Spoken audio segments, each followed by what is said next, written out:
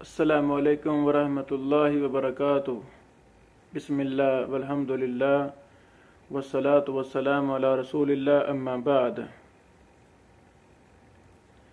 इमाम मुस्लिम रहमहुल्लाह की अत्तबकात किताब पर हम बहस कर रहे हैं। अल्लाहु अकबर। तबकात की कुतुब में चूँकि शहरों का ज़िक्र होता है, बुल्दान का ज़िक्र होता है, सहाबा इकराम ताबीन वो किन किन शहरों में रहे इसका ज़िक्र होता है। मक्का में कौन रहे, मदीना में कौन। अब तबकात की कुतुब का जब हम मुताला करते हैं वहाँ हमें कई मसाइल का सामना होता है। एक अहम मसला ये है, किसको किसी मुल्क की तरफ निस्बत करनी है तो उसके लिए कोई कायदा कानून भी है कि नहीं। मिसाल के तौर पे एक सहाबी रजी अल्लाह तआला अन्हु 10 शहरों में रहे हैं और ऐसे हैं अल्हम्दुलिल्लाह 50-50 शहरों में वो बेचारे गए खिदमत दीन के लिए, जिहाद के लिए। तो उनको किसकी तरह निस्बत करेंगे। ऐसे उलमाए किराम 10 साल कहीं, 20 साल कहीं, फिर आखिरी उम्र कहीं गुजारी। तो किसी को किसी शहर की तरफ निस्बत करना हो तो कायदा कानून क्या है, ये भी कायदा हमें इमाम मुस्लिम रहमहुल्लाह ने समझाया है। इमाम मुस्लिम रहमहुल्लाह की मुबारक किताब यही अतबकात, इसमें शुरू में जब इस किताब को शुरू करते हैं, शुरू में एक बहुत अहम कायदा बयान फरमाते हैं। उस कायदे की तरफ मैं इशारा करना चाहता हूँ। फ़अव्वल मन नबदा बिज़िक्रिही मिम्मन वसफ़ना मिन इदादिही फ़ी अहलिल मदीना बिअन इत्तख़ज़हा दारन बाद वफ़ात नबी सल्लल्लाहु अलैहि वसल्लम फ़लम यंतकिल इलै अन्हा। यानी अहले मदीना का शुमार से हम काम शुरू करते हैं। मैं मुस्लिम फरमा रहे हैं कि उस सहाबी ने मदीना में अपना घर, अपना ठिकाना बना लिया हो। इत्तख़ज़हा दारन, मदीना में अपना घर उसने पक्का पक्का बना लिया। नबी पाक अलैहि सलाम की वफ़ात के बाद वहां ही रहे। फ़लम यंतकिल अन्हा, वहां से आगे मुंतकिल भी नहीं हुए। यानी ये नहीं कि कुछ अरसा मदीना में रहे फिर आगे कहीं और निकल गए किसी और शहर में, ये नहीं। इस बात से इमाम मुस्लिम रहमहुल्लाह ने हमें एक बहुत अहम उसूल और कानून दे दिया कि जिसको जिस शहर की तरफ निस्बत करनी होगी वहां उनका मुस्तकिल ठिकाना हो, उसको अपना घर, उस शहर को, उस खिता को बना लिया हो, फिर वहां से वो मुंतकिल ना हो। जो शख्स जिस शहर में रहा है वहां घर बार है, ठिकाना है, मुस्तकर है, जिंदगी गुजारी है, और वहां से आगे किसी और शहर की तरफ हिजरत करके नहीं गए, बस वहां ही ठहरे हैं, वहां ही फौत हुए हैं। इस अहम उसूल की तरफ इमाम मुस्लिम रहमहुल्लाह इशारा फरमा रहे हैं। इमाम मुस्लिम रहमहुल्लाह ने जिस अहम कायदा की तरफ इशारा किया है, इसी की वजाहत इमाम इब्न हज़म ज़ाहिरी रहमहुल्लाह ने भी की है। बल्कि उन्होंने तो मुर्रिखीन का, मुर्रिखीन का इत्तिफाक नकल किया है। किस बात पर? इस बात पर कि किसी रावी को, किसी सहाबी को जिस शहर की तरफ निस्बत करनी हो उसके लिए शर्त है कि वहां वो रुके हों, इस्तक़र्रा बिहा, वहां वो ठहरे हों, वहां से कूच ना किया हो, सफर ना किया हो, इला अम्माता, फौत होने तक उसी शहर में वो शख्स रहा होगा تو اس کو اس کی طرف نسبت کریں گے. اور یہی بات امام مسلم صاحب فرما رہے ہیں طبقات میں. یہ بھی بات کہی ہے ابن حزم رحمہ اللہ نے، اللہ اکبر، کہ جن لوگوں نے ہجرت کی ہے باقی شہروں سے وہ ہمارے شہروں میں آ کر رہ گئے ہیں، تو ہم ہی ان کے حقدار ہیں، ان کی نسبت ہمارے شہروں کی طرف ہوگی. اللہ اکبر. اور جس ہمارے فرد نے ہمارے علاقے میں ہمارے شہر میں رہنے والے نے یہ ہمارا شہر چھوڑ کر نکل گیا ہے، دوسری طرف نکل گیا ہے، تو اس کے حقدار ہم نہیں ہیں، نہ ہی ہمارا کوئی حصہ ہے، بلکہ جو جگہ اس نے پسند کی ہے رہنے کے لیے اس کو اسی کی طرف نسبت کریں گے. اللہ اکبر، اللہ اکبر. یہ بہت ہی اہم قاعدہ ہے جو امام مسلم رحمہ اللہ کی طبقات کتاب پڑھنے کی برکت سے ہمیں ملا. مجھے تو اس قاعدے کا پہلے نہیں علم تھا، آج پتہ چلا. پھر شیخ مشہور حسن صاحب کا مقدمہ جو ہمارے سامنے ہے، انہوں نے ابن حزم صاحب کا بھی حوالہ سے تفصیلی بات کی. اللہ اکبر. یہ نفح الطیب جلد نمبر 3 صفحہ 964 کے حوالہ سے ابن حزم رحمہ اللہ کی یہ عبارتیں نقل کی گئی ہیں. اللہ اکبر. یہ اہم قاعدہ ہے. دوسری بات، بڑی اہم بات، امام مسلم رحمہ اللہ کی جب ہم طبقات کا مطالعہ کرتے ہیں تو وہاں ہمیں جرح و تعدیل کا ایک لفظ بھی نہیں ملتا، جرح و تعدیل نہیں ملتا، بس راوی کا نام ملتا ہے، یا کچھ وضاحت ملتی ہے ایک آدھی سطر کے اندر ہی سارا کام مکمل کیا امام مسلم رحمہ اللہ نے طبقات میں. تو یہاں سے بدگمانی نہیں لینی، شیطان یہ بات ذہن میں نہ ڈالے قطعاً کہ کہیں امام مسلم رحمہ اللہ جرح و تعدیل کے امام نہیں تھے. ایسی بات نہیں ہے. امام مسلم رحمہ اللہ بہت بڑے اجل امام تھے، جرح و تعدیل کے، علل کے، علوم حدیث کے، علوم تفسیر کے، علوم گرامر کے، ہر فن کے امام تھے، مسلمہ امام تھے. اصل میں امام مسلم رحمہ اللہ طبقات کے فن پر کتاب لکھ رہے ہیں. بس صحابہ کرام کس کس شہر میں رہے، تابعین کس کس شہر میں رہے، بس وہی مقصود ہے. اپنے مقصود پر ہی بحث کر رہے ہیں اور کوئی بات کرتے نہیں. اس کا یہ خلاصتاً یہ جواب ہے. دیگر کتابیں ہم دیکھتے ہیں تو الحمدللہ سب کچھ ملتا ہے. التمییز پر ہم نے بحث کی پچھلے جمعرات، تو کتنا کچھ ملا. وہ تو علل کے جرح و تعدیل کے امام ہیں امام مسلم رحمہ اللہ.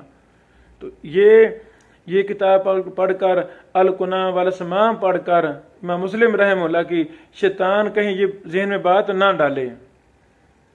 اگلی بات، جب ہم طبقات کا مطالعہ کرتے ہیں تو وہ ناموں کی وضاحت میں ابہام ختم کرنے کا بڑا اہتمام کرتے ہیں مسلم رحمہ اللہ. اور یہ جرح و تعدیل کا قاعدہ بھی ہے، اصول بھی ہے کہ راوی کے تعین میں نسبت، جد، اخ، ام، اس کا بڑا کردار ہے. اس کی طرح میں مسلم رحمہ اللہ نے بڑی وضاحتیں کی ہیں. چند میں ذکر کرنا چاہتا ہوں.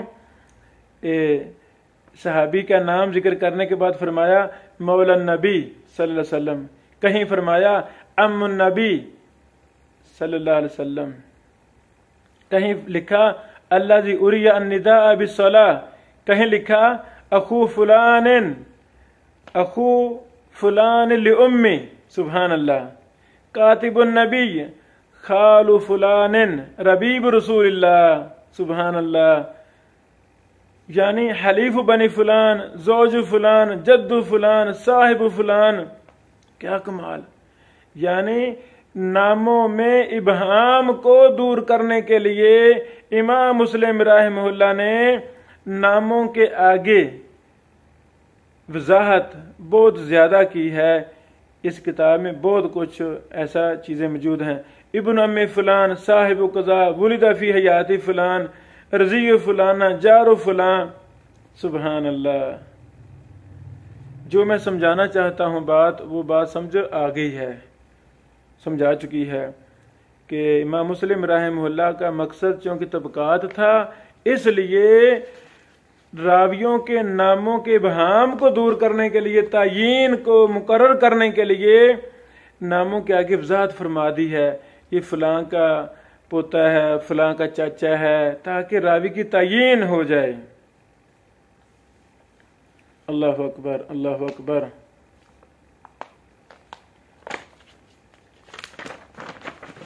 جب ہم اس کتاب کا مطالعہ کرتے ہیں، اس طرح کے بہت سے فوائد ہمیں ملتے ہیں. اللہ اکبر. یہ دو باتیں تھیں طبقات کے حوالہ سے.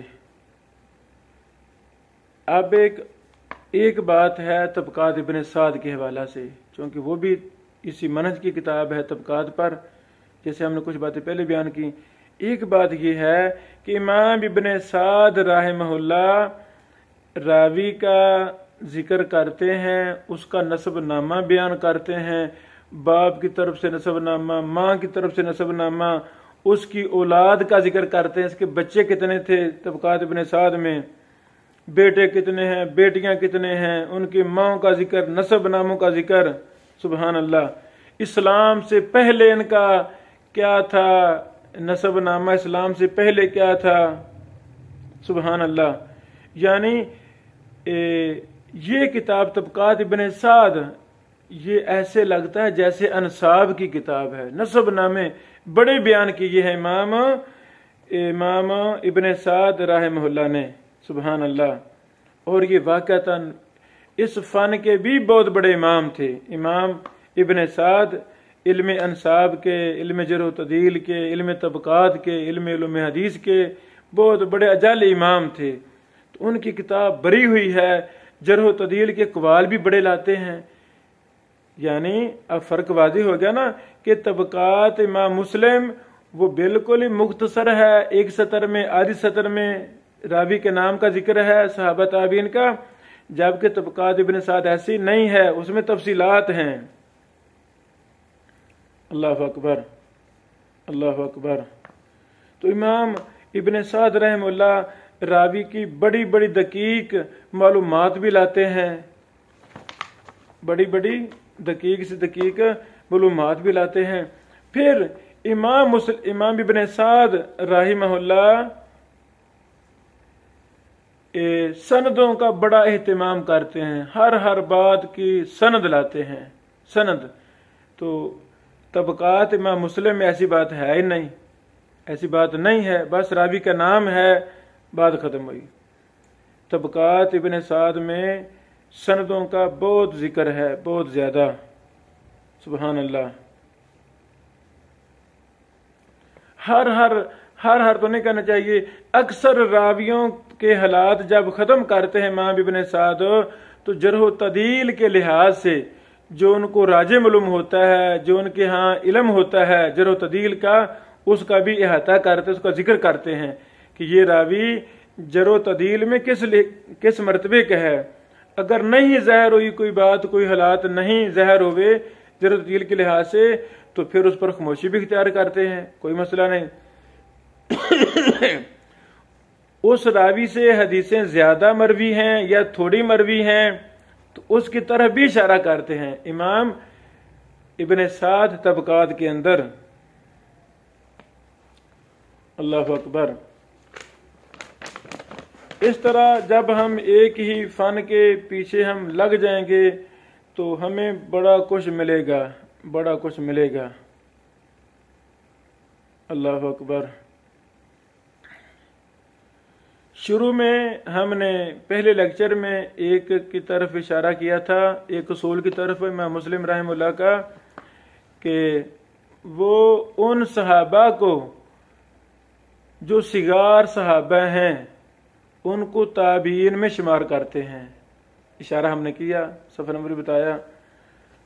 شیخ خبیب صاحب نے بھی اپنے مقالات حدیثیہ میں تابعین یعنی صغار صحابہ کی مراسیل پر ایک مفصل دراسہ محدثانہ محققانہ لکھا ہے، وہ پڑھنے کے قابل ہے، ہمیں وہ پڑھنا چاہیے۔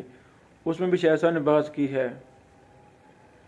تو اس پر ایک دو میں اور حوالے ملے، وہ یہ ہیں کہ امام مسلم رحمہ اللہ نے